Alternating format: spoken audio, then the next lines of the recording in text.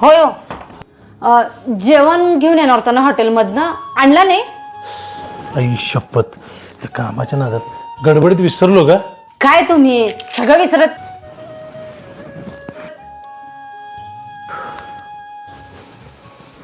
हे घ्या पाणी. बरं तुम्ही हातपाय ते धुवा, मी चहा घेऊन येते. हे घ्या. सारिका, आज तू स्वयंपाक केला नसेल ना? मी आज तुला बाहेरनं जेवण घेऊन येतो म्हटलं होतं हॉटेलमधून, पण कामाच्या गडबडीत विसरलो. हेच तू पहिल्याची सारिका असतीस तर तू किती चिडली असतीस. एवढा बदल कसा काय झाला ग तुझ्यात? हातात पिशव्या दिसल्याने म्हटल्यावर मला राग आला, पण तुमचं तोंड बघितल्यानंतर मला असं वाटलं की काहीतरी झालंय म्हणून मी ग बसले. होय अगं, सकाळी ऑफिसला जायला निघालो, त्या गडबडीत माझ्याकडनं सिग्नलच तुटला. तिथं पैसे फुक्कट भरले बघ.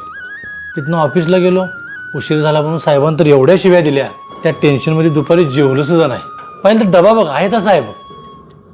आणि त्यानंतर मी घरी यायला निघालो, तेवढ्यात ते आपण तुझ्या दवाखान्यासाठी 20,000 रुपये घेतले होते बघ, त्याचा फोन आला. आणि या महिन्यात ते घर खर्च आणि पोरांच्या शाळेची फी भरून माझ्याकडे काहीच पैसे शिल्लक नाहीत. आणि त्या पैशाची जुळवाजुळव कुठनं आणि कशी करायची या विचारात मी घरी कधी आलो कळालंच नाही ग. आणि त्यामुळेच मी जेवण आणायचं विसरलो बघ.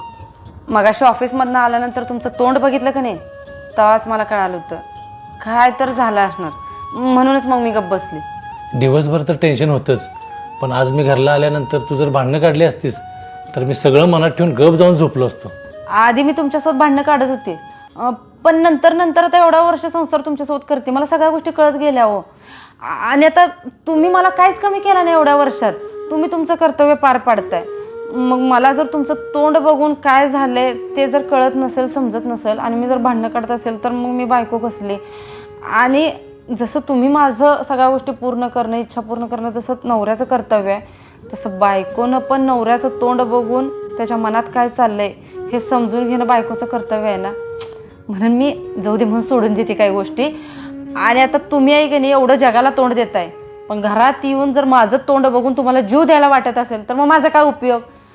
ठीक आहे ना, तुम्ही जगाला तोंड देतायच की, पण मी जर समजून घेतलं तर तुम्ही जगात घडलेल्या गोष्टी, जगाला दिलेलं तोंड, जगात काय गोष्टी का भांडणं सगळे विसरून जात आहे हे मला माहिती आहे.